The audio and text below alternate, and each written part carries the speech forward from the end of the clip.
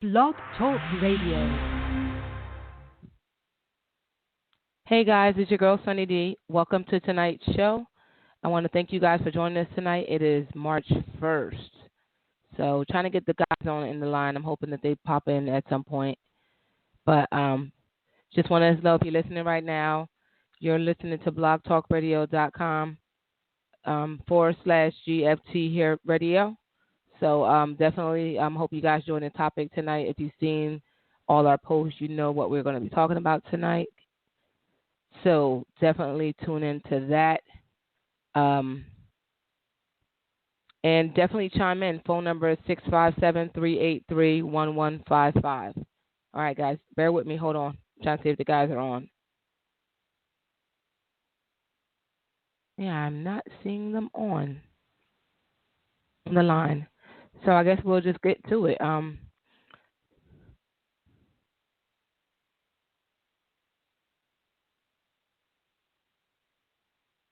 Hold on. I can't answer that. Trying to get the guys. Guys, bear with me.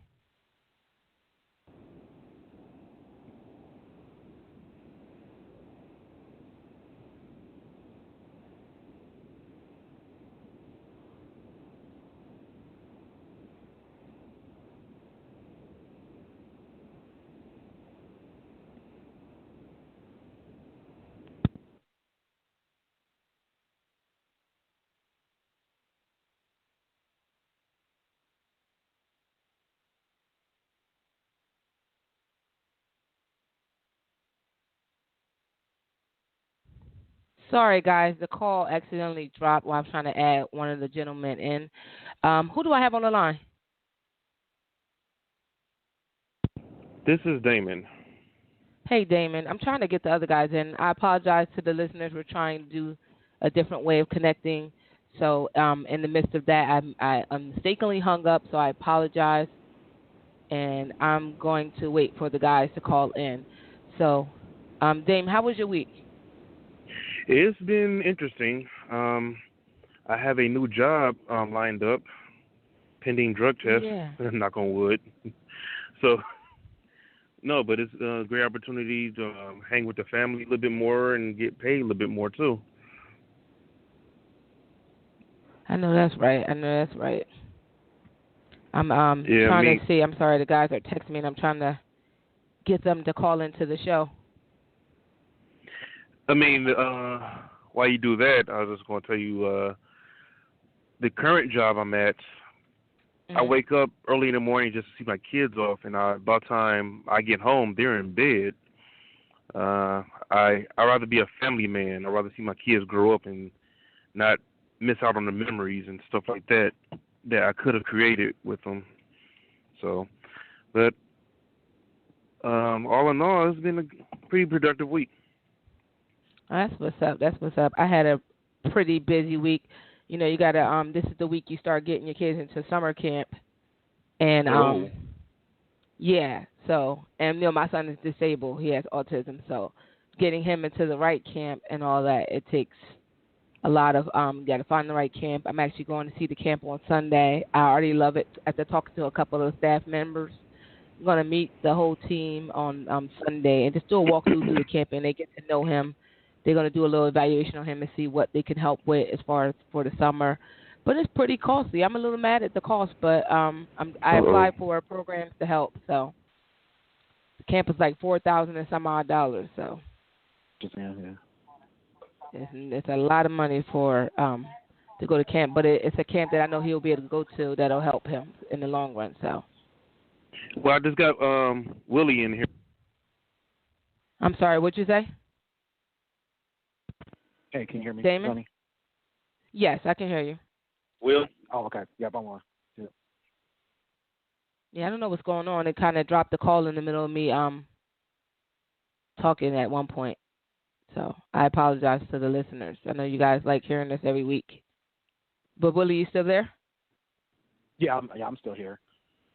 Okay, there we go. Hold on, I'm going to add Clinton.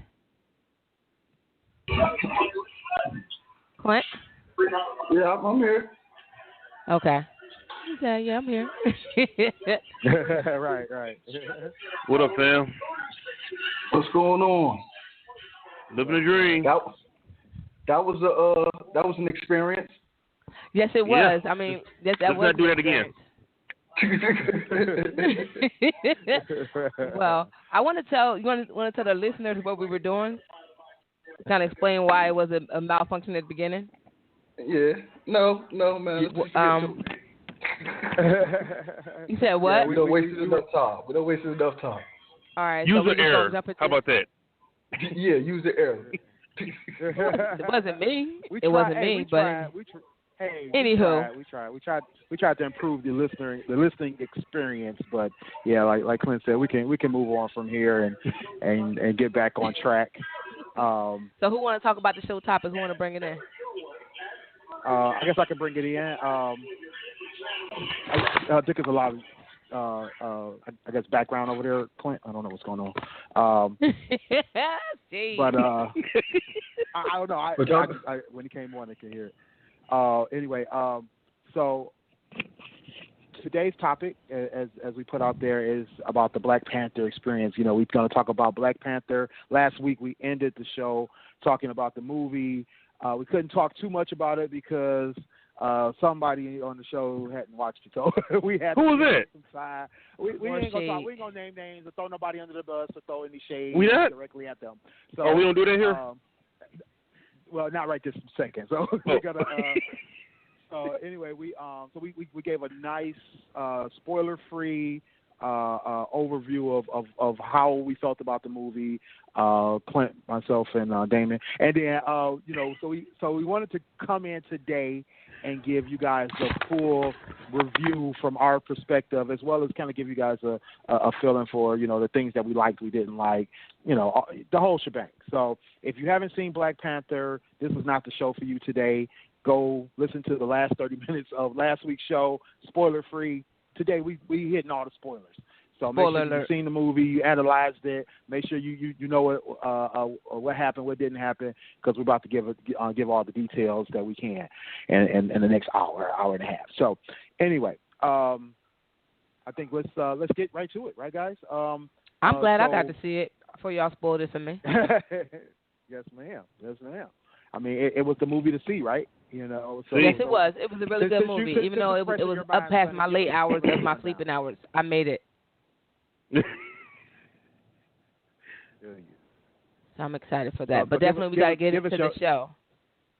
Yeah, give us your rundown, Sonny. What was since you the fresh one, fresh in your mind? What did you think? Well, I really enjoyed the movie. I was surprised at the I know all of them are great actors. I was mad that the dude from Get Out was in the movie, but everybody got to get a role anyway.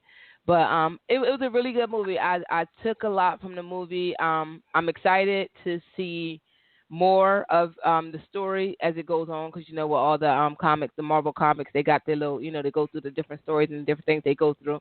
So I'm excited to see what's in the Black Panther future. But I really enjoyed the movie. It was really good to see it, and I'm glad I got to see it. I'm glad my daughter got to see it with me, so that's good. It was a really good movie.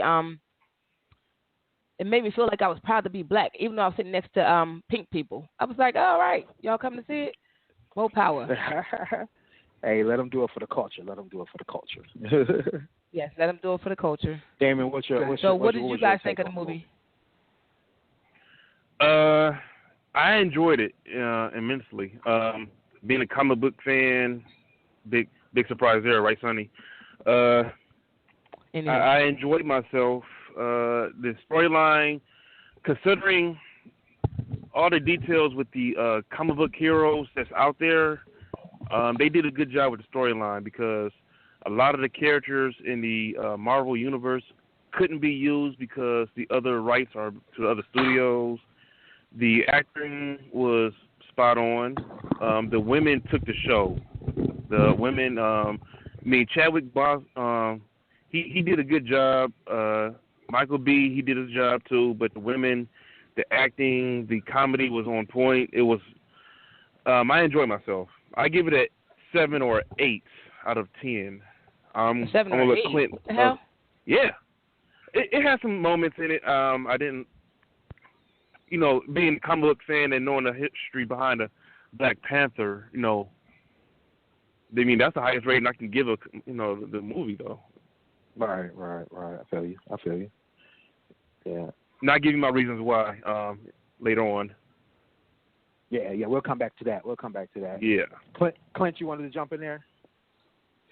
Yeah. To be honest with you, when I first seen it, I seen it twice. When I first seen it, I graded it 8 out of 10. When I went back and seen it, I deducted another point, so I'm with Damon. I give it a 7 out of 10. I feel like, what really turned me off from the beginning was the white guy.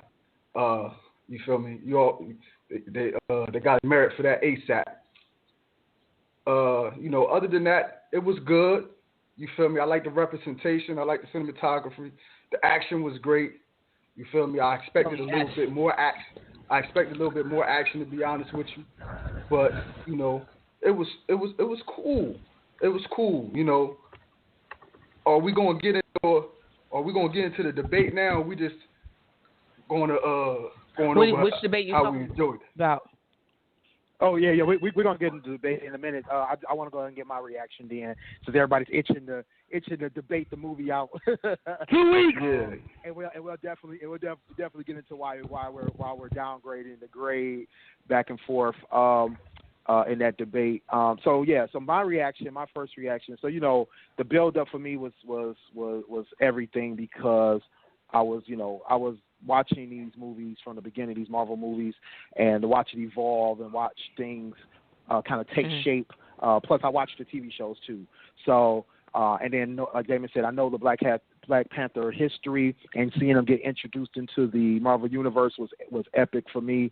I think that the expectations, as it were met. When I watched it, I only watched it once so far. I'm going to see it again next week. But the expectations I felt in terms of what I expected was a good Marvel movie. What I expected was a good storyline, a good what they call it, attempt at keeping the story cohesive across all the universe. I expected a great cast. I expected a great representation of our people and of Wakanda as fictionalized as it is. The build up. They talked about how it was going to pool and borrow and all that kind of stuff, and kind of give a good representation of what Africa really is, right?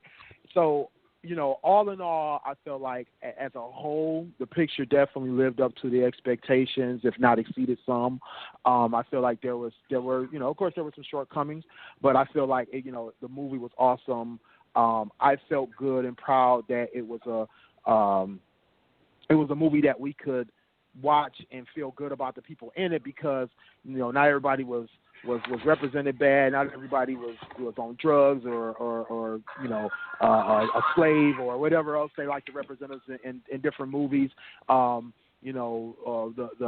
actors and the characters that they portrayed seemed to fit well. They, like Damon said, not only the men but the women. The women stood out the most, of course, stole the show. There was one other, there was the one guy, I can't think of his name. Well, Winston Duke, he stole the show too, I think too. But I think that, it's definitely still a great movie, and I gave it a 7. No, what did I say, Clint? 8.5. I think I gave it an 8 or 8.5. Yeah. So I gave it an 8 or 8.5. Like Clint said, out the gate we were both talking about 8s. Mainly because, it's a Marvel movie, right? I couldn't really give it a 10 or anything, because there's some things that Marvel doesn't do right when they do movies. There's also some things about this movie, and we'll get into that coming up next. Because I think I want to hear from Clint first, or when we start debating this out. But I think that it's, like I said, I think there's a need for this movie, and there's a need for this for the type of, or I'm not the type, I'm sorry, the way that they brought this movie out and the way that they did this movie. I think there's a need for it in other genres. So yeah. So that was my reaction to it. I loved it, felt good about it, walked out the theater feeling like you know, I mean, really, like we won in the Marvel sense, you know what I mean? Because we got the kind of villain we really needed, we got the kind of story we really needed, and we got what they built, the hype they built up. They nailed it. They nailed it. So, yep. All right, so the fire and the ice. We about to hit it up. Clint, sounds like you ready. Fire! You get in your corner, my corner. Damon, I know you somewhere in the middle. I Nope. don't know where you at, Sonny. You probably I don't know. It's not like you wanted to give it a 10, so you probably on the Well, no, side I over wouldn't there, say. I didn't want to say I'd give it a 10. I would give it a 9 because, like I said, here's the reason why I would give it a 9. For the movie to be predominantly black people in it, and for them to do it like the way they did it, and they allow people to get the opportunity to do something like that and be a part of something as big as that is, just to have a black super. Not that we didn't have a black superhero, but like have a black superhero and have a predominantly black cast. That's just like doing a great movie in general. And that's why I give it a 9, because it was done right. It wasn't like slacking because it was a black person that did it. It was like a really good movie. It lived up to all the other Marvel movies to an extent, you know. Mm-hmm. Like it didn't like you know how you get somebody to make a movie in this, or like it's like not necessarily, it's not the same but similar in how I'm thinking is if somebody make like a part 2 of a movie that was like great and it's not as good, it still was good. It was good. It was a good movie for a black person to direct it, and then you know black people to really do it and do it right. So this is why I would give it a 9. I wouldn't say a 10 because you know it's a lot of the movie parts I don't want to say I didn't like, but it was like predictable. So, But like for me, like I said, I watch every Marvel comic there is. I also watch DC comics, like you said, Willie. I watch the shows. I watch Flash. I watch them all, and I also watch Jessica Jones, all of them. So when I watch this and I'm watching all these other superhero movies that I think are great, I want that to be great too, and it actually was great for me. So that's why I liked it, and I think they did it justice and how it was done. And like I said, I can't wait. If they did the first one like this, I can't wait to see the second one. I'm hoping I don't get it down. Yeah, I feel you there. I can dig that. The one thing I just want to temper down, like, everybody keeps saying all black cast and black director. Well, not all black. That's some the first white folk in there, but go ahead. Yeah, but predominantly black cast, black director. Like, that's the first movie ever that was predominantly black, had a black and black director. You feel me? Like, well, no, not that. I'm just saying for like a Marvel comic. Okay, yeah. I understand that, but like at the end of the day, I think I'm not going to overgrade it because of that. I'm definitely proud. Like I said, when I went the second time to see it, I went with my daughter. You feel me? And when it showed all the ladies and they garb and all the men, my 5-year-old daughter was like, the men look handsome. The girls look beautiful. You feel me? She was saying that in the movie theater. Mm-hmm. So, I you know what I mean? So that right there, I respected that. You know what I mean? I understand the positive depiction. You know what I mean? Like I said, the visual aspects of it was beautiful. You feel me? I dig. But, when we get into the movie and we talking about, I guess do we want to talk about the plot like what me and you was talking about, Willie, in our discussion? Okay, let's get to it. Okay. Yeah, bring it to the podcast. We want to know. Okay, first of all, I felt like Killmonger to me was the superhero. In my eyes. I felt like Black Panther at the end a little bit sold out. Michael B. Jordan. Yeah. Okay. Killmonger was Michael B. Jordan. To me, he was the superhero, and Black Panther kind of sold out at the end, And then, the reason why I deducted an extra point from my previous, well, half a point, I should say, was because, at the end of the day, most of the movie was black on black fighting. You know what I mean? It really, you understand? So, like, everybody, it was a tug of war, I guess, and I guess it all depends on one world's perspective. You feel me? The reason why I feel like Killmonger was the superhero is because he represented my ideology. so to speak. I guess we had plenty of discussions on previous shows, like how I feel. It's like he wanted to use that power and take over, not take over and dominate, but to give us that power back to help the billions of people. To where Black Panther, he was coming from the perspective of, like, nah, what I mean? We kept this vibranium, we kept all this to ourselves all this time. We flourished. We don't really care about anybody else.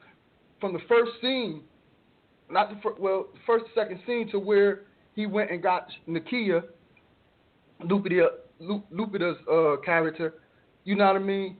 Like, that didn't register. A lot of people just overlooked that part to where he went and got her to where she was trying to save the women. But if it wasn't for her being there in that predicament, he would have never, you know what I mean? Like, he would have never did that.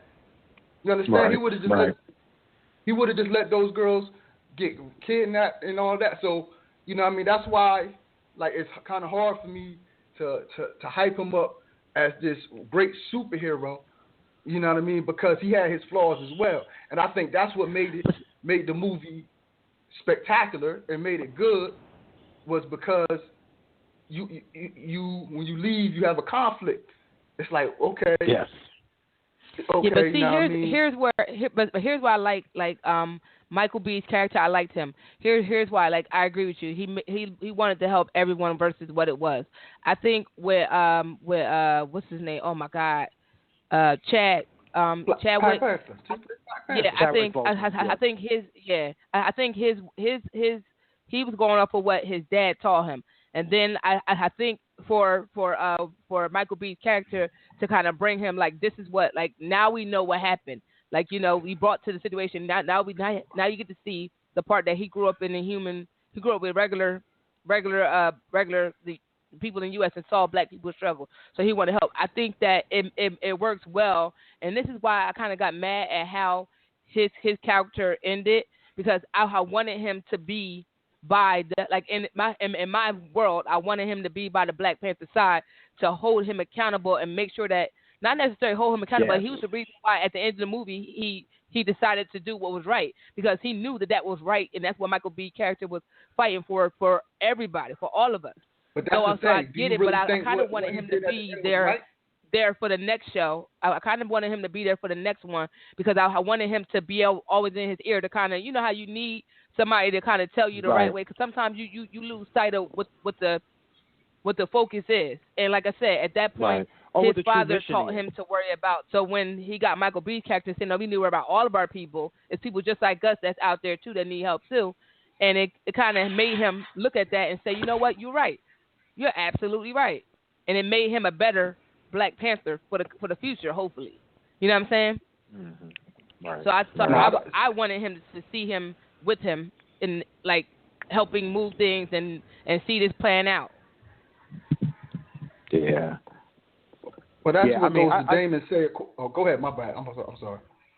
Oh, no problem. No, I was about to say I kind of feel the same way from what both of you saying in terms of, Killmonger would have been his conscience, right? He would have been his and I mean, and really I think I want to believe that they all got the one. reason, right?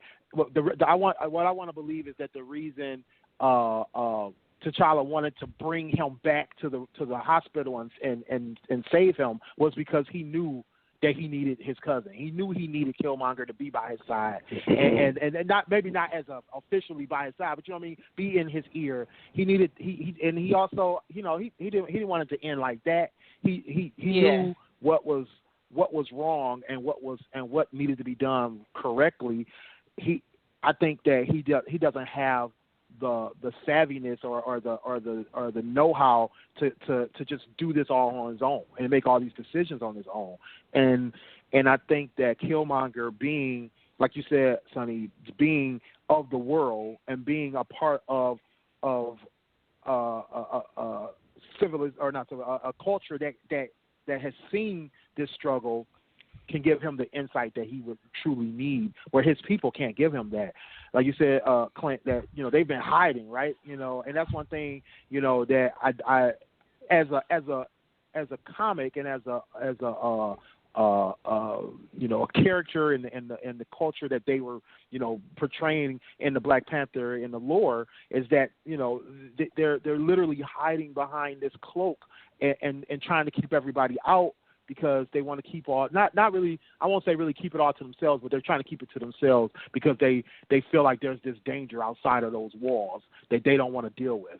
Not even that they don't want to have to face. They just don't even want to have to deal with it, and not sharing this resource, not only the resource, but their technology and their know-how and their knowledge.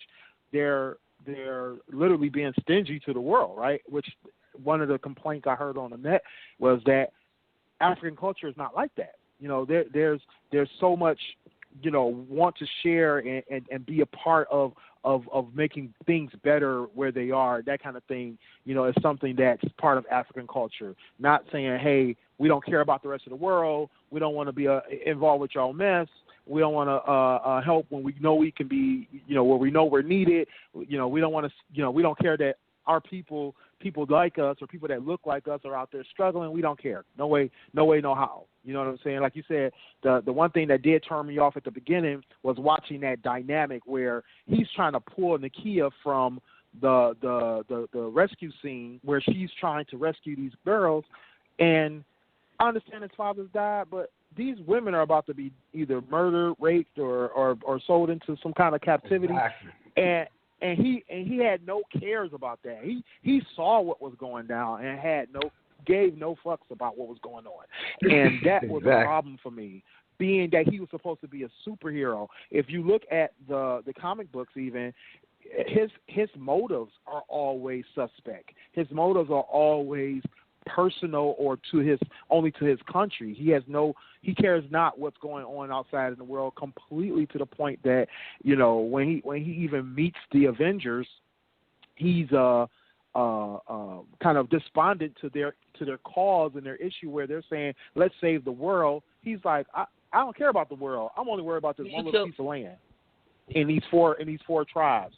Even then when the Avengers got when they were fighting and they were trying to protect it from all the other Winter Soldiers coming through, he basically was worried about the dude that killed his dad. Mhm. Yep. Like, it's always personal for him. He didn't so that's why I said I want to Killmonger to stay on, to kind of, like I said, he pointed him in the right direction. But like, even if he wasn't like his personal guy, but they all had him. They all had like some type of person that was like a moral compass for them, and I think Killmonger would have been that for him. But I think also, I can't remember Lupita's character, but her too. She kind of Nakia. Yeah, she basically was that for him too, because she was like, listen, I'm not about to be here. I got to go out and help people. And then, she was his conscience. Killmonger could never be his conscience. Killmonger was always his rival. So even when the future episodes come, the future movies, like Killmonger, I don't think, like, according to the comic, and Damon though. We gotta let Damon get in. Damon, no, according to the comic, Killmonger dies, but he's revived. He's brought back to life, and he's still going. He's always his nemesis. He's never he will never be Black Panther's, friend or anything at no point in time. But Nakia is his conscience. You feel me? And the fact that, you feel me, he really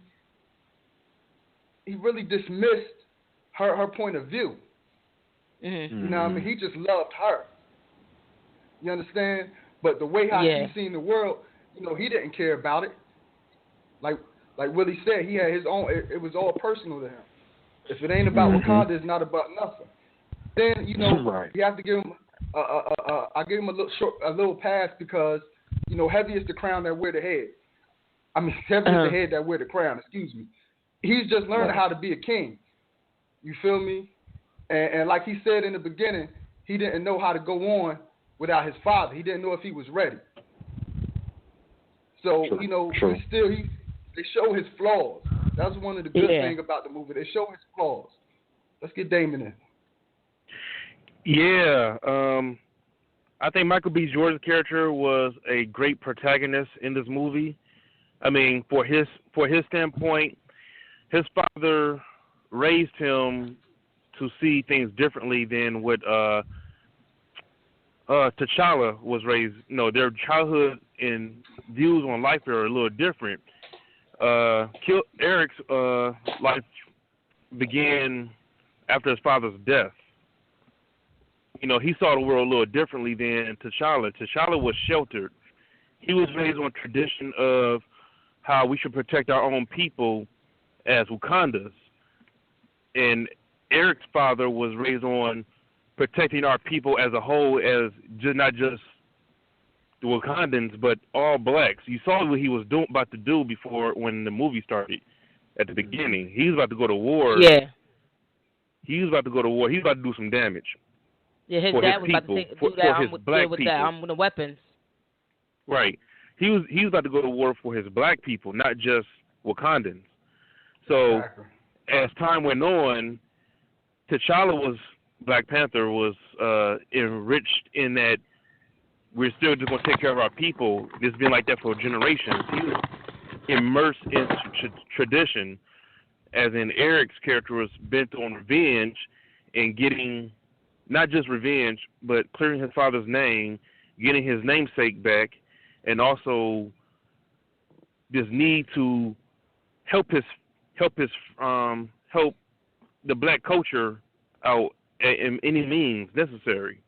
Mm-hmm. I mean, in the end, it kind of went sideways, but that's what happens sometimes. Sometimes you get lost in your own way, and T'Challa kind of saw the error of tradition in his ways at the cost of his cousin's father, his uncle being murdered.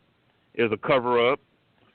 Sorry, spoiler alert, just in case people weren't ready for that. And his cousin, who wasn't ready. Earlier. They good. Yeah. I just got to say it again, just in case. And his cousin, he wasn't ready for his cousin's viewpoint on things, and he knew his cousin was right. That's why in the throne room, he just wanted him just to go away. But his cousin was just as strong-willed as he was. Mm-hmm. Stronger, I think. Actually, yeah. I disliked the part. I mean, I understood why they did it, but they broke the mold. This movie broke the mold on a villain's character for any comic book movie, because he's been defeated in this movie, but we can relate to the character a little bit more so than the other characters. It took Loki how many movies to get for us to like him or get to know him like we know him now, and we like Eric right off the bat. You know what I'm saying? We just like, oh, this guy. Oh, hey, auntie. No, that's the thing now. I mean, I'm loving it. So that's why I liked it and disliked it at the same time, because of course they had that little message. What do y'all think about? Here's what I like too. I like the fact that you notice where all the warriors and the people, where women were the soldiers. I love that. I thought that was like the best shit ever. Like, maybe because I'm a woman. I'm like, this is the best shit ever. But a lot of people are like, in some nations do just have women that's they're warriors, and they was some thugs. They was right. They all the tribes have their different. If you notice, all the different tribes had different leaders, and they had different warriors. Like the king's elite army were the top dogs, and they're all women, which made it cool. We had a preview of that in the last, the Captain America movie? Right. When she was like, "Yeah, I would like to see that," happen. But then I think her boyfriend had his army too. The one Sonny really dislikes. Yeah, he had his. It was all men. Yeah, so it was kind of. His name was Wabaku. Yeah, Wabaku. I can't remember his name to save my life. Yeah, but they was out there fighting. They had his own men. So right. It was kind of cool that you saw a little separation, even though they're united. They have their own. They got the Royal Army. Right. But then you got all these other sectors and people who do the dirt. You know what I'm saying? So that goes back to Clint's point, and I was feeling that too. Clint was the warring between the two or the three different tribes. But weren't they married? No, I don't think they were technically married. I think they were. But they were. But I think they were together somehow. They were lovers. Yeah. Yeah, she was like, he's like, you'll kill me. She was like, yeah, for Wakanda. For her country, yeah, exactly. So the thing though, the thing that I also didn't like about part of that was the fact that there was this low key hatred, right? I won't say complete hatred, but it was this low key, feeling of dissent, resentment. Maybe not resentment, but there was resentment on the Jabari tribe, because they resented everybody that was down in the regular Wakanda part doing their thing. They were up in the mountains, living completely traditional, living off the land, not relying on technology, and they had a problem with everybody in the royal family. But the thing is that whole resentment down there with the 4 tribes was so low key, and they they had a respect for each other to a point, but when they had the opportunity to jump ship, they took it. My man Wabaku was like, cool, you and your, I thought your dad wasn't shit, and you ain't shit either. You know what I'm saying? That's kind of pretty much what he told T'Challa. Was like, exactly. You're not gonna do nothing about what happened with Claw, or your dad didn't do anything about it, and now you're doing the same thing in action. I understand his feelings and I understand his point, but to the quick as he jumped ship, it was like, man, it's like he was just looking for an opportunity. Yeah. Yeah, what? Yeah, I mean, now let's get a little deeper. So, let's get a little deeper. Now, we kept saying that it was a positive depiction of black people. Now, I was reading online. It's a lot of people that got a lot of issues with this movie. It was like, did anybody notice? One question was like, did anybody notice there was never a black family or black couple, a married couple, anything? You feel me? I know, it's a superhero movie. But why would they? I understand that, but they showed their family. Their family were torn up. The first family. All the families were torn apart. T'Challa's family was torn apart when their father died. Yeah. I mean, it's about the Black Panther. There was no love. There was no couple thing. It was. I'm just telling you what a lot of people were complaining about. Yeah, I think I agree with Damon. That would have took away from the story. That it wasn't about that. The story. The story wasn't about being couples. It wasn't about about being in love. Hanging none out, of that. Going on dates and stuff. It wasn't about that. So I don't know why. Not dates. They weren't really talking about dates. They was really just pointing out how everybody promoting it about this great depiction of black people, but they broke it down to the black on black violence. They broke it down. There was no like black family structure. They showed no black family structure. They what else they were saying? Once again, they had to be saved. I want to comment they had to be saved by the white man. Can I comment to that real quick? No, I would counter that because. Go ahead, Sonny. You probably feeling the same way I am. Here's what I want to say. If you watch any of the Marvel movies, right, none of them are really showing about family. Half the people got their families. One time. Some crazy shit happening. The only just person that actually show, one time. It's only the one person that I really could say that they show as far as dating and like with the relationship wise was Tony Stark, but not really. Like all their relationships were fucked up. And at the end of the day, why would they wouldn't focus on that? That's not what the movie's about. So I get it. I get why people have the argument, but these are probably from people that don't watch the comic things. Nobody about to talk about love skipping through the meadows and family shit. They going through. They got. I guess the point they was trying to make was overly critical. That's what people were celebrating. But when you really look, most of the people were celebrating, like if we're talking about how black people are depicted. You see what I'm saying? Yeah, it's one way. It's one reason. You feel me? I'm with y'all. You feel me? I'm the type to go to the movie. I separate the movie from This is a movie. This ain't real to me. Yeah. You understand? So I can separate it. But some people was like, all right, if we celebrating all this black people, black this, black that, but when you really look into it, it's not really that. Yeah, but this is the thing. This is what they missed. This is what those people missed. But you know what? This is what those people missed. This is what I want to say about it because they wrong. That's flat out. The thing is, the royal family was depicted as a whole family. At least the immediate family. That's what I'm talking about. You're talking T'Challa, Shuri, the mom, and the dad. They were a whole family. The father was killed before the Black Panther movie itself, unfortunately. But up until then, I mean, that man made it to 50, 60 years old. So there's this assumption you have to make that they were a happy family. They all seem to love the father. They had this great love for their mother. The mother respected the children. The children respected her. I didn't see any break. I mean, the Shuri and T'Challa had an amazing sibling relationship that you don't see nowadays or anywhere. But I think it's because they're also supposed to be so far apart in age. That kind of helps with any real sibling relationship. But they had an amazing chemistry to be brother and sister, and as well as. There was parts of the scenes when they go through the marketplace. You see, people together. You see families. You see people in the streets like they're out in the market. There's a good depiction of people doing what black people do. As well as they showed the people that were working. There were the people that had their specific jobs. And I think the only real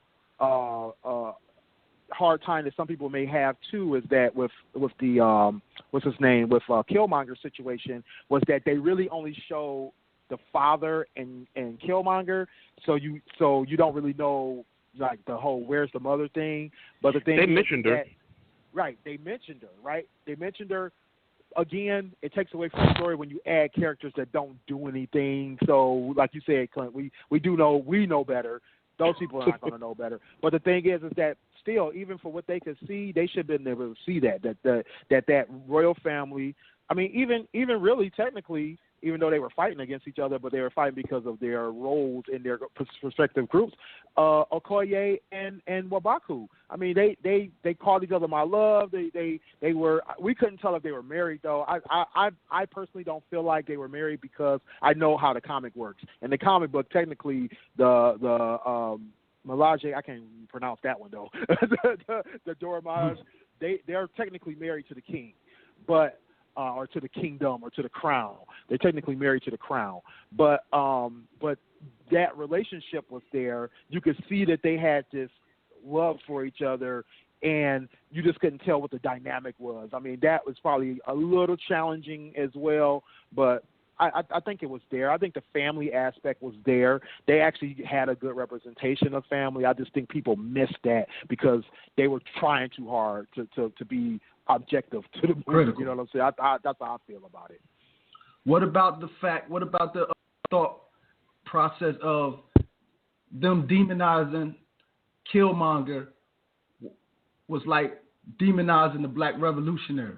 Because I heard that a lot online. So this is how I feel about that. I'm sorry, I'm jumping in there on automatic on this one, but no problem. When I first saw how the the previews and some of the things, I was feeling like that was what was going to happen. I did feel that way, but I think really once again you got to look at it deeper than the surface, right? I think really the way that they kind of made everybody else realize that everything Killmonger was saying made sense. I think the only characters who didn't really feel Killmonger was probably like Everett Ross, the white guy, the CIA guy, and a couple of the elders. Everybody else was feeling them. They was like, you know what the way you're going about it is wrong, but what you're talking about is right. What you want us to do, it goes against our traditions, but it does kind of make sense. It makes and it does sense, seem but not how the way you're doing it. That we have exactly that we've never gone out and done what we were supposed to do and done what was right. And then the fact that you have like Nakia doing her mission work. You know, not completely militant, but she had kind of the same viewpoint and the same mission that Killmonger had. You know, let's save our people. Let's be a beacon of hope. Let's get out here and do something with what we have, because we got this advanced technology, we have this opportunity, and we have people who need our help. And I think that when you look at it deep down and see what they were doing there, they didn't demonize him, I don't believe, because you didn't walk away feeling like he was you didn't feel like he was a bad guy. You didn't feel like he was evil. You felt like some of the stuff he did was kind of evil, like when he choked out old girl for not burning the herb immediately. Yeah. And when he shot the girlfriend, she was being held by Paul. You know, those two situations were part of his sanity that he couldn't really get behind. But everything else he did, they had at some point to pull a cross back from him. Right? You got the hustle like this is earlier. But I think that deep down it was the best villain ever, because he was not a villain in this movie. Even there's an article that I was just reading where Chadwick Boseman even says T'Challa is really the true enemy in that movie. Exactly. T'Challa and his upbringing, his Wakandan privilege, his vibranium privilege is the true enemy in the Black Panther movie, and everybody can agree on that, because we see that they didn't do things right, 100% for the rest of the world. They were just out for themselves in a way, and Killmonger was an affront to that. He once again had his issues, but he was an affront to that, and he was trying to change the way that they saw things and their viewpoint and their perspective and the way that they were going to do things, their actions. So I think that he was the true hero of that movie, and that's groundbreaking for any comic book movie, is to make your villain the true hero of the movie. I agree. I definitely agree. You feel me? From my perspective, like I said, I think most people, they felt, especially black people, they felt Killmonger deeply. You know what I mean? Mm-hmm. Especially when he said his thing at the end of the movie. You feel me? Bury me with my ancestors, because they knew death was better than living in bondage. You feel me? That resonated with a lot of people. So there and then, like, he won. In my eyes, he won the crowd with that. You feel me? Yes.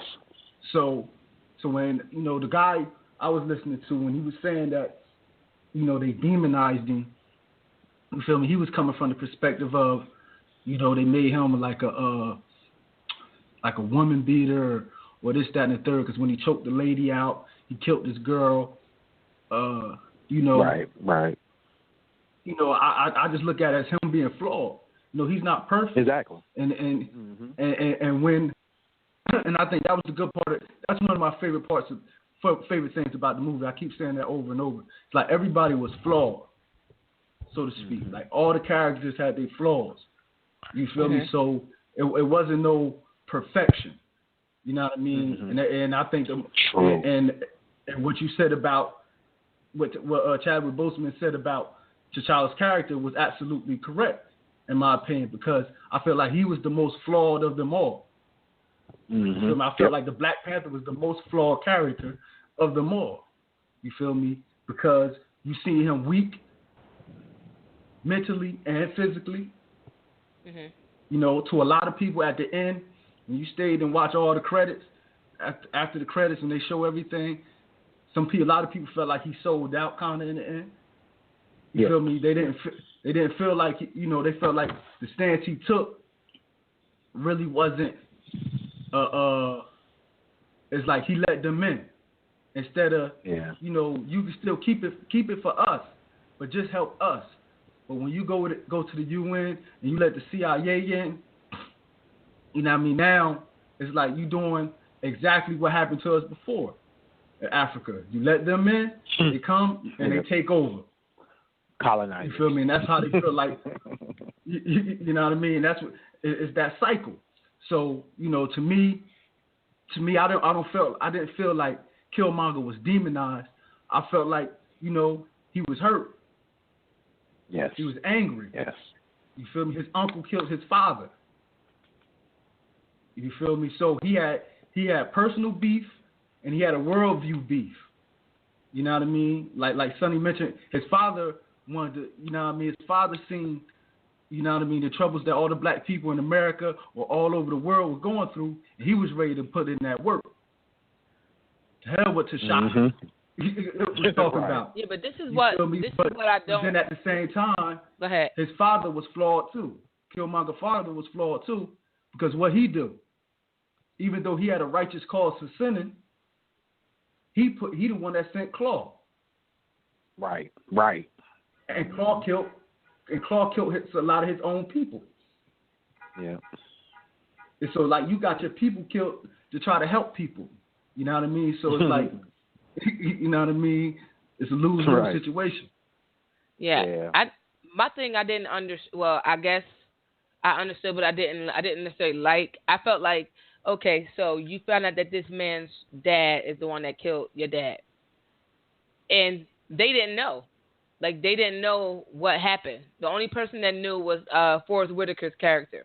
So, I understand, it's not to say that he didn't have every right to be upset. He had absolutely every right to be upset. But to take your frustration and anger out on somebody that had no knowledge. And he found out just like he found out after the fact. You found out before him, but he's finding out when the shit hits the fan, and he finds out the truth of what happened. So, I think he should have kind of approached him in a different, just try to sit and talk to him. Like, listen, and I don't know if you know, but maybe he thought he knew. I don't know. No, I believe he knew. I believe he knew that nobody else knew. That was the thing, and that's the crazy part. Is that, like you said, he still took it out on them, took his frustrations, his anger, and went after them like they were all in cahoots on it.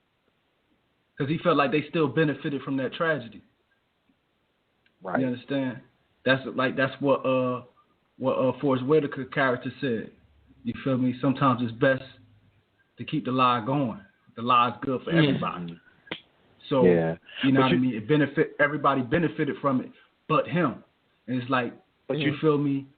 Y'all let me suffer. Now it's no different from, you feel me? You saying it's what we call systematic racism today. A lot of white people, they have no, no ties to slavery. They they say that all the time. I ain't enslaved nobody. I ain't do nothing, but you benefiting from it. And you're not about to get that back. You're not about to get that back. You feel me? You're not about to say, oh, my bad. You feel me? You right. I'm benefiting from it, Let's be equal. You're not about to do that. Right. So you know what I mean? So when it's time to go to war, you feel me? You my enemy. You know what I mean? That's how he see it. I hear you. Mhm. Yep. And the one thing, what happened? Not to say I hear you. That's all I was. Yeah. I was about to say something. Dang. Me too. Sorry. Matter of fact, why he's getting thrown off the number is 657-383-1155. If you guys want to call in, go ahead, Willie. Okay, so what I was about to say was, damn it, Sonny, why do you keep doing that to me? No, I know what it is now. Sorry, guys. Sorry. Okay, so anyway, the one thing I believe, even though I believe that he knew that nobody else knew about the lie, right? That he knew nobody else knew about this conspiracy, or this not conspiracy, but this secret. But what I think he was the one of the real reasons he was taking that anger out on everybody in that like the elders and the tribe itself. The reason he was doing that, I think, was because he felt like they were still guilty of, like you said, Clint, taking advantage and the benefit of being Wakandans, right? They were still guilty of that. They were still guilty of turning their backs on the rest of civilization and the rest of the world knowing that they had the opportunity and the means to be able to do more, and as well as know that people are suffering and they don't care to a point. You know what I'm saying? So he was taking that anger out on them that he knows that they know better. That's how he felt about it. Like you know, y'all sitting up here. How did he put it? He even put it that way. He's like, y'all sitting up here. He said it to his father. This. Yeah, you know, he was like, you know, and then, you know, I think going back to your point, Clint, about the flaws, is I think that you know, T'Challa even had that revelation when he went back to the spirit realm and talked to T'Chaka and the rest of the kings, was that he felt like they you know, he told them, you were wrong, you know, you did everything wrong to a point, not everything, but you did so much wrong, you know, that you created this enemy, you know, you created this person, you created this monster that you know, and we're not talking about Killmonger. We're talking about the whole beast of what they created, you know, the secrets, the lies, the issues that they caused, you know, by not doing what was right. You know, the 20, 30 people that died when Claw attacked, the people who may have never gotten saved when you know, people like Nakia were out there and doing their thing, you know, all the things that they could have been doing.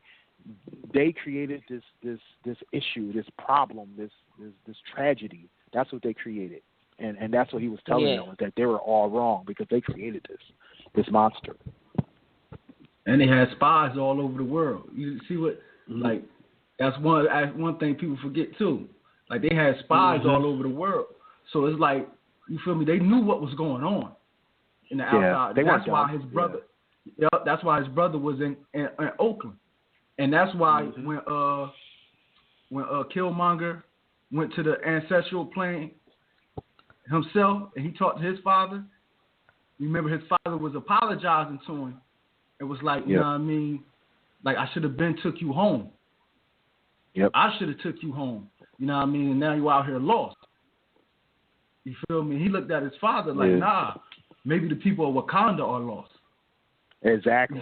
That was one of my favorite quotes in the whole movie.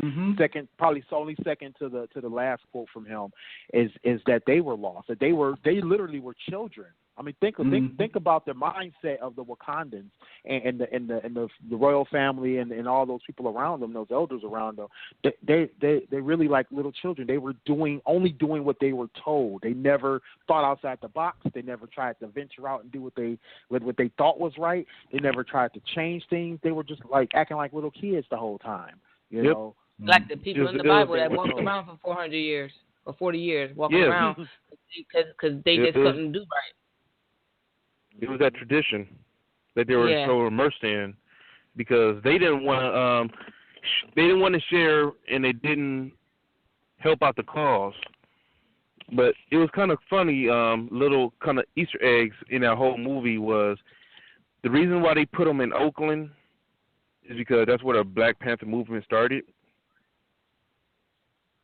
Oh, right. Yeah. And actually, it's kind of funny, the Black Panthers didn't get their name until 3 months after the original comic book came out.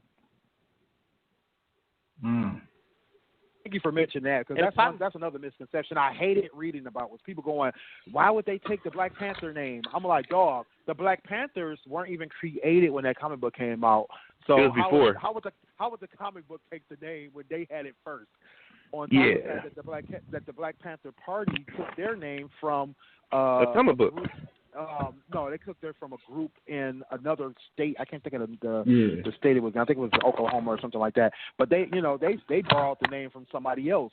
So it's like, bro, like how are y'all spouting quote unquote knowledge? Y'all don't even know the history of the Black Party movement. Like, that was like the most annoying thing to me. Let's get even deeper than that. The movie was released the day before Huey P. Newton's birthday. The movie started in Oakland, where the Black Panthers originated. Yeah, that was on purpose. I think that all was on purpose Exactly. Yeah. That I believe you. That right there. Yeah. I'm feeling you on that. You know what I mean? So it's like they was paying homage in their way. You feel me? Yeah. Yep. Exactly. Yeah. You feel me? They was paying homage, but it's still a movie. That's what people. It's still a movie. No, yeah. Now I do have a question though.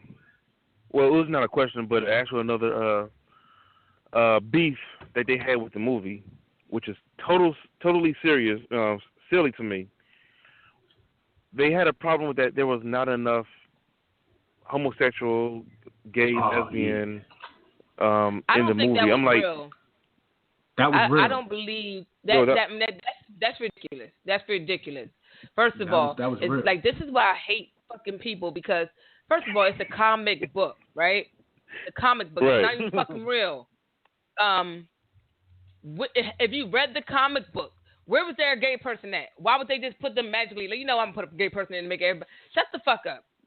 They had a moment. They said it had a moment where it could have been.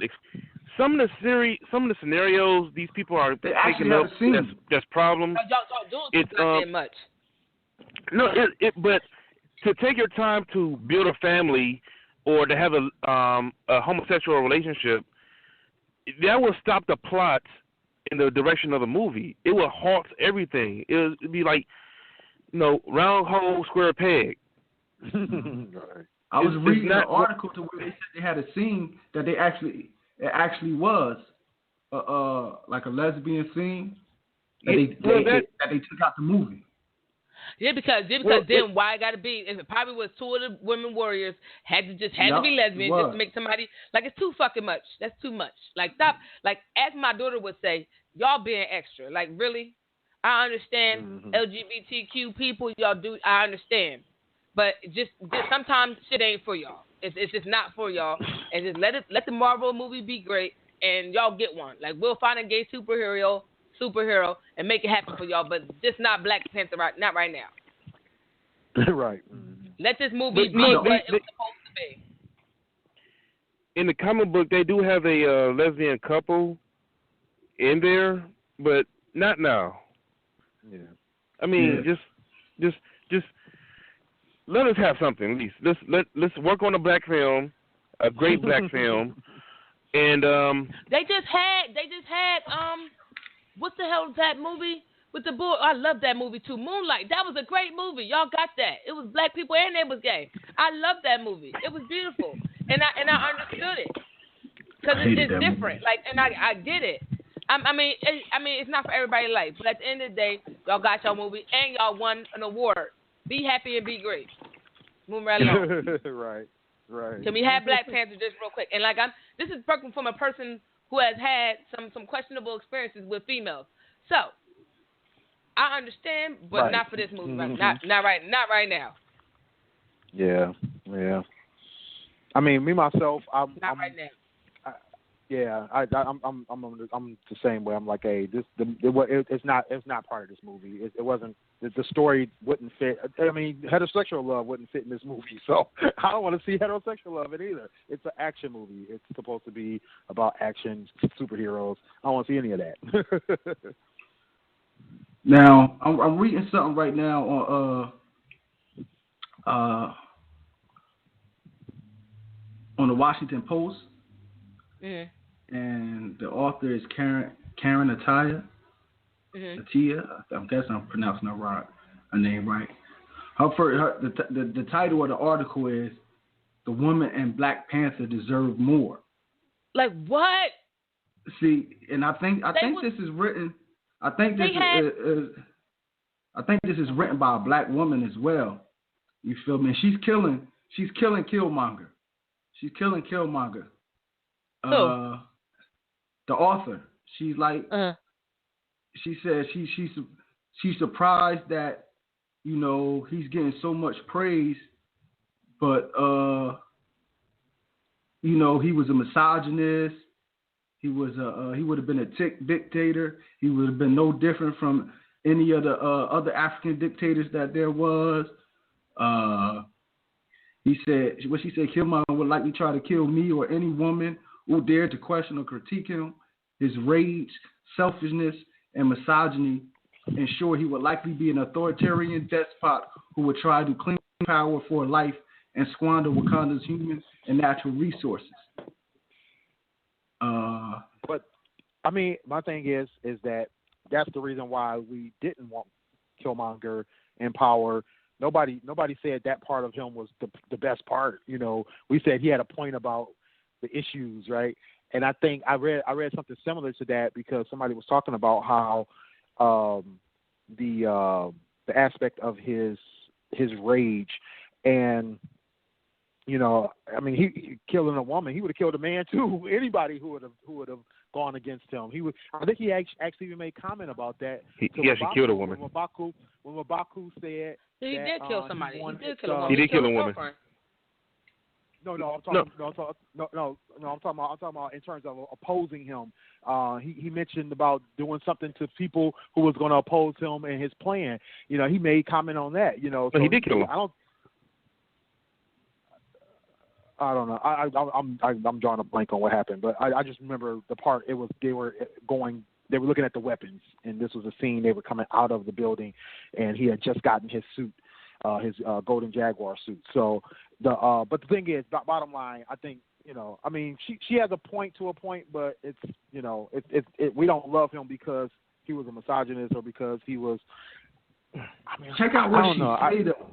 She get deep. Mm-hmm. Not to cut you off. Let me read this part. And this is what really pisses me off. And we talked about this before. But check what she said. And this is the true tragedy of Killmonger. In his trauma-fueled quest for dominance, he does not represent black liberation. Rather, he symbolizes the internalization of white patriarchy, which manifests in his external violence against black women. Like, oh wow, they really turned him, like somehow they turned this into. It's not that deep. They turned this into a black woman, and like I said, she's black, so you know what I mean. That black feminist. Yeah.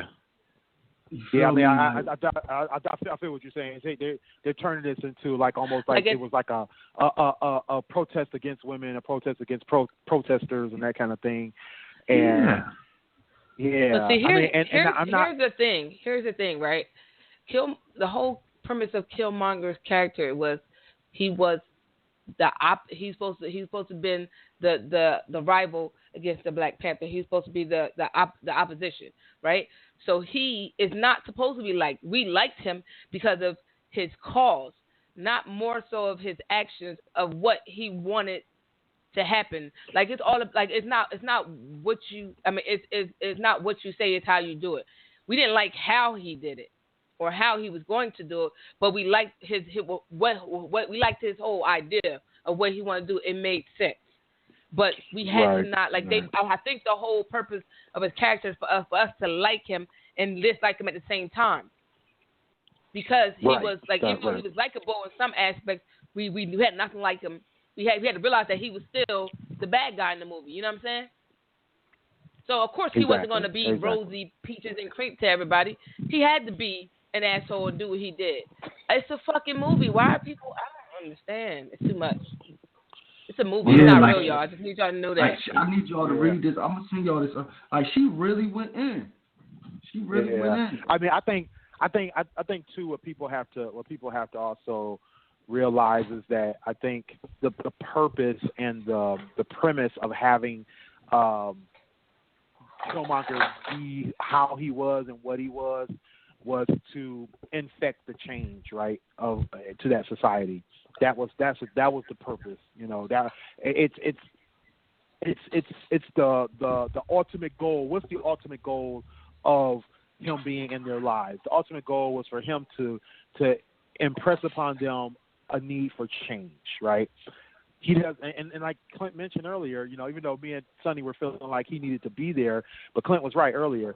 At least I'm moving to Clint's side on this now. Is that he doesn't have to be there. He had to say what needed to be said so that now people can make some different decisions and take the different perspective and viewpoint on it and do what's right. He had to be there to say it. and no matter what he was and how he did it, you know, we respect what he said. Like you said, Sonny, you know, we like what he said because it was what needed to be said, regardless of who said it. You know, I mean, yeah, we don't want him to be the most horrible person ever. You know, this woman is making assumptions and conjecture because of some of the things or actions that she saw from, you know, 25 minutes of his actions in the movie. But, you know, yeah, it might be right, you know, but the thing is that's why he was the villain. You know, that's why he was the one that had to go. I think that, you know, we also have to keep in mind that, like everybody keeps saying here, it's a movie. There's gotta be a good side and a bad side, and this is what they created. I actually don't feel like it's unrealistic because there's plenty of people who are like that, right?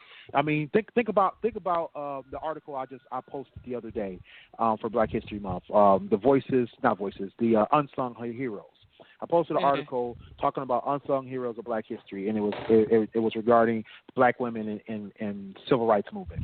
Black women in civil rights movement is an important article to read because it talks about women who were involved heavily, even led protests, marches, things of that nature, organized organizations, the SCLC, Southern Christian Leadership Council, the SNCC, all those were either created by or led by, co-founded by women, or had their agenda developed by women. The reason you don't hear about a lot of this is because of, unfortunately, the misogynistic stance that the men took. You know, history has proven that, you know, our greatest Black history hero, Martin Luther King, was a misogynist. And very much, you know, vain and narcissistic, and he had issues. We still love him because of his you know, role in history, his vision and the things that he said. But unfortunately, he had his issues, and he did things that weren't good. You know, I mean, he cheated on his wife. He was he downplayed the work and the efforts of women around him. He did a lot of things that were wrong. Then one of his key people that was a part of his legal team, he didn't let him get to the light because he was a homosexual. So it was a lot going on within our own people. But, you know, everybody's not perfect. Everybody's not perfect, you know, and we all and suffer that's why I think from, that we suffer from what. This is the one thing about this article, and I'm about to send it to you all in a second. You know, we're not from this society. This goes against our nature. This is a patriarchal society over here. You know, that's the way the white man, I hate to make it a race thing, but it is. That's how they live. Even us saying kings and queens and stuff, that's not an African thing. You feel me? They never even use that word.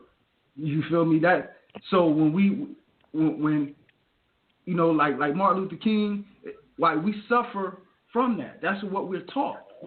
You feel me? I tell everybody, I always tell people, like, we always talk about cultural appropriation. It's like we appropriated the white man's culture in a way. You feel me? Like that's what we taught, so we're living it. Just we're putting our own spin on it. You feel me?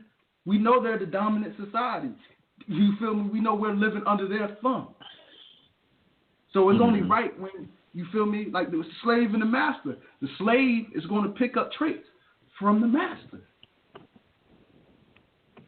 True. You know what I mean? True. It is what it is. It's not going to affect everybody the same way, but for the most part, so like that's why I agree with that analogy. That's why I'm glad you talked about Martin Luther King. It's like, yeah, he had all those flaws, but at the same time, you know, because I'm not a big Martin Luther King champion like that neither, personally, because I didn't agree with his ideology.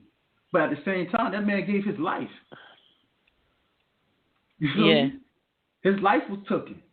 You feel me? So there's only so much I or anybody can really criticize that man about. You feel me? You could point out, but that man put his life on the line, literally. How many times had he went to jail himself? He had to sit in them jail cells. them dogs were sitting on him too. Yeah, it was other people out there, but he was out there too. True. So now, I mean, we could criticize him all he want, but you better pay respect to him too. You feel me? So you know what I mean? Like you said, like Sonny said, nobody is perfect, and that goes back to the movie. Everybody flawed. You feel me? Everybody flaws. No matter what your ideology is, whose side you on, your flaws going to show. Everybody, we can all pick out flaws from everybody in that movie. Every single character. Yes. Now, one last thing before you know what I mean, because it's about 11:15. One other criticism was it was too many characters. And now this is just from a movie standpoint. Get ready for Avengers 3. Oops. You know what I mean? I guess they were saying, like, I was just reading it wasn't even really, this was just movie critics. It was like, you know what I mean? It was just too many characters they were trying to plug into the movie. Yeah. And it made it a little convoluted, so to speak. What y'all think about that? What now? Which one? I'm sorry. The new one coming? The Black Panther. They said Black Panther had too many characters that they were trying to introduce and give a story about, and it kind of made the movie convoluted, so to speak. No, I don't think so. I think it had enough characters and not too many, but it piques your interest to want to know about these characters. But then they'll do what Marvel and DC Comics do: have the little side movies, like they're not like the big movies, but they also have like little movies that you get to know. Like they had like they had a little spinoff of Agents of S.H.I.E.L.D. They had a little series of that going on. They have different series to kind of give you a background to some of these other characters that we were introduced to with all the Marvel comics. Because now I feel like I gotta watch Ant-Man. I never watched Ant-Man until he showed until I saw him good one. in what's the name. But now I gotta watch it because they're coming out with Ant-Man too.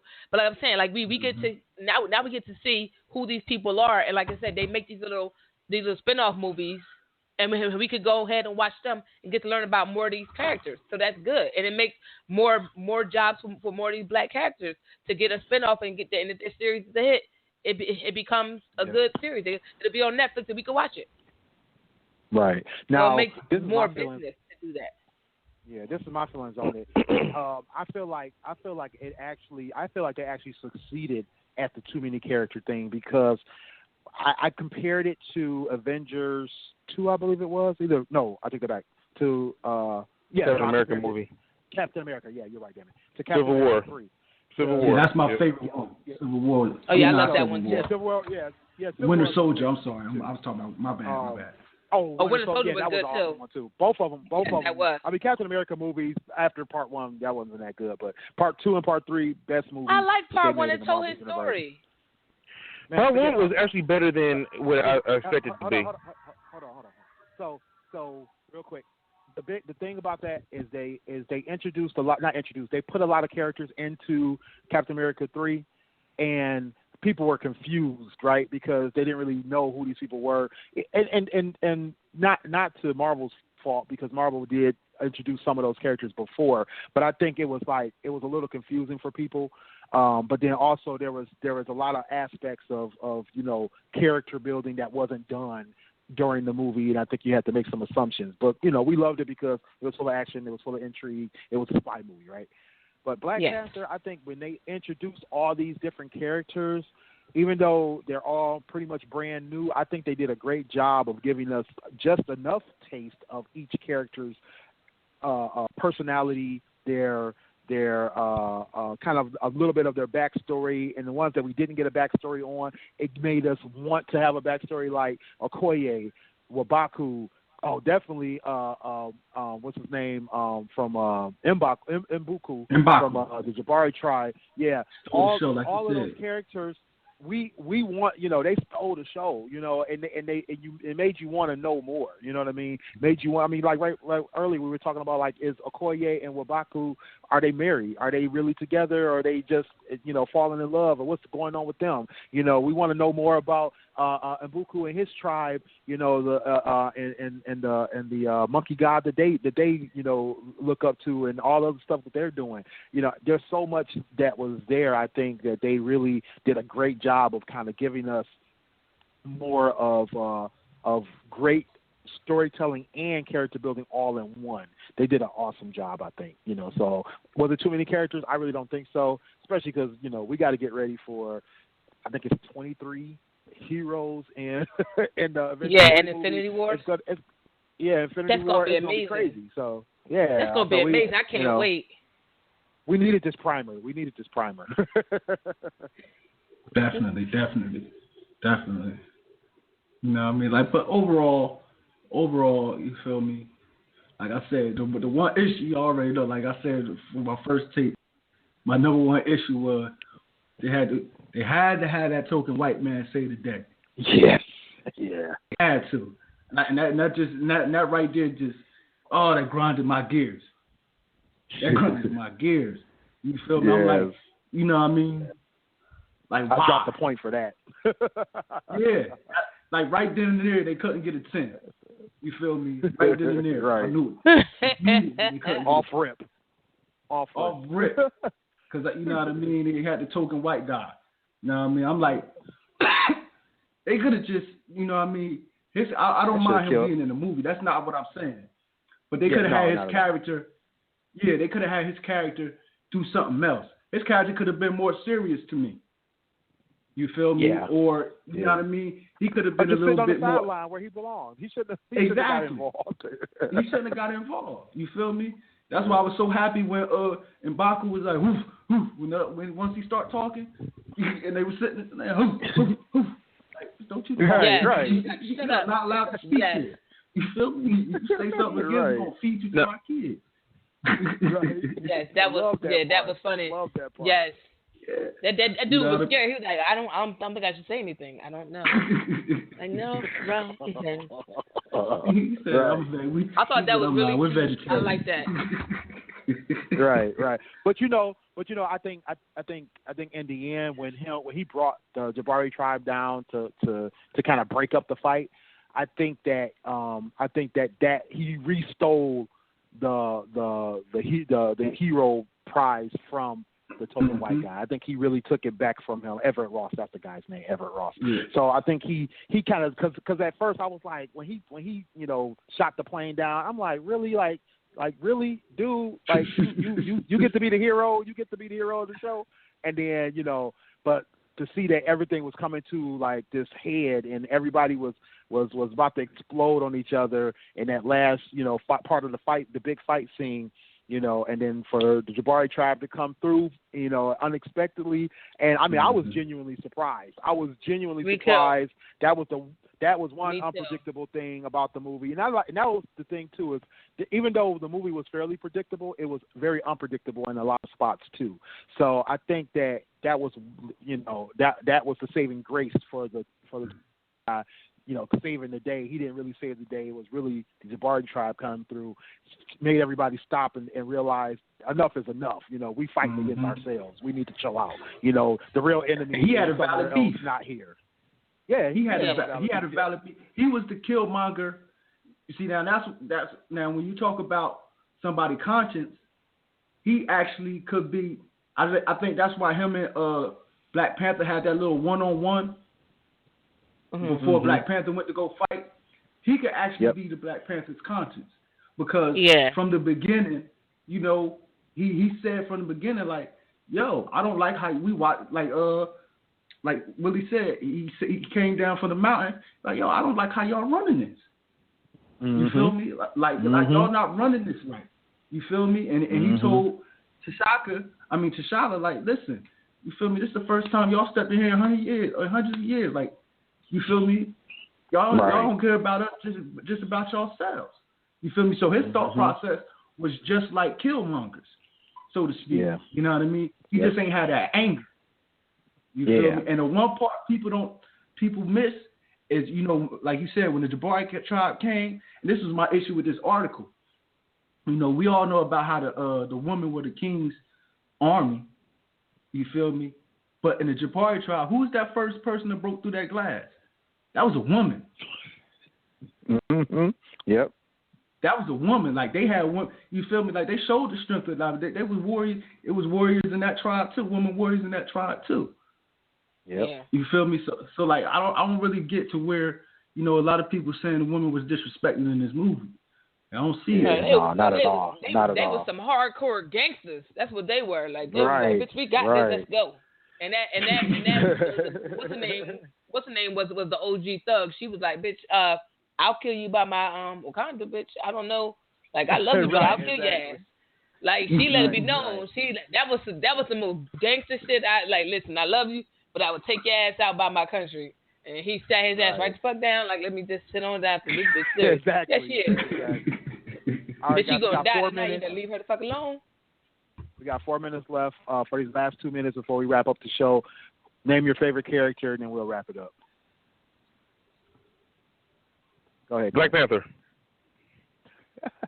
Sorry. That's all right. Sonny? I have to say the OG, the girl. I can't remember. I'm bad with names, Okoye. but I loved her. Okoye. I loved her. I loved her. That was my girl. Well, obviously with me it was Killmonger. Yeah. And then I think my favorite was Okoye. I definitely strong second was both Killmonger and Mbuku Mbuku. So the Jabari tribe leader. So yeah, definitely strong second for both of them. So all right, guys. Well, you know how we do it. Got to wrap this show up. Thanks for the discussion. You know how we do this Black Panther. Definitely the movie to go see. Need to see it. I think I put on the description, why you shouldn't see it. There's no reason not to see this movie. So go see it. Exactly. Plan. I don't know. Exactly. Yeah, you were a loser for 2 weeks. Stop being judgmental.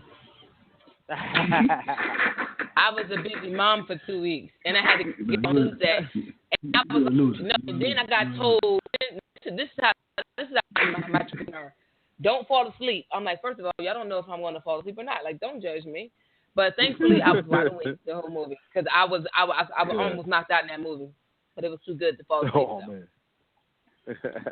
Time for the information. My bedtime 8:00. Oh. Not today. Information? You want me to give you mine first since I was talking? Bastard. Go ahead. I am Sunny_D. Instagram, Snapchat, Twitter. Check out my blog, unreservedlyme.com. Bye, guys. Y'all know where y'all can hit me at on my blog, thekingstruth.com, Snapchat, The King's Truth, Instagram, The King's Truth 609. Holla at your boy. Agent. Sorry. Go ahead, Dave. Go ahead, David. Go ahead. You Agent D Low at Twitter. That's it. And this is your boy Willie Styles at Willie Styles everywhere, STYLEZ. Make sure you spell it right. WillieStyles.info for all my links. AskWillieStyles.com for my website, blog, and all that good stuff. Thanks for joining us, guys. Good Catch you on night. Sunday days. Cop some merchandise. Teespring.com/stores/GFT Radio. Night, guys. I'm still waiting on my merch. merch.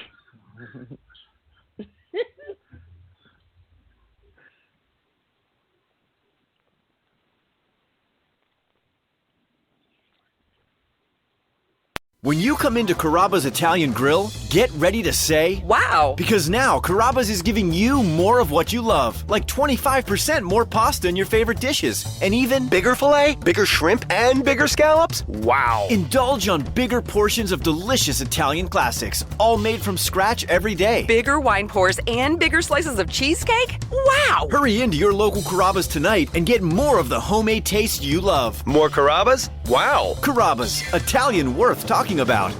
When you come into Carrabba's Italian Grill, get ready to say, wow! Because now Carrabba's is giving you more of what you love, like 25% more pasta in your favorite dishes, and even Bigger filet, bigger shrimp, and bigger scallops? Wow! Indulge on bigger portions of delicious Italian classics, all made from scratch every day. Bigger wine pours and bigger slices of cheesecake? Wow! Hurry into your local Carrabba's tonight and get more of the homemade taste you love. More Carrabba's? Wow! Carrabba's, Italian worth talking about.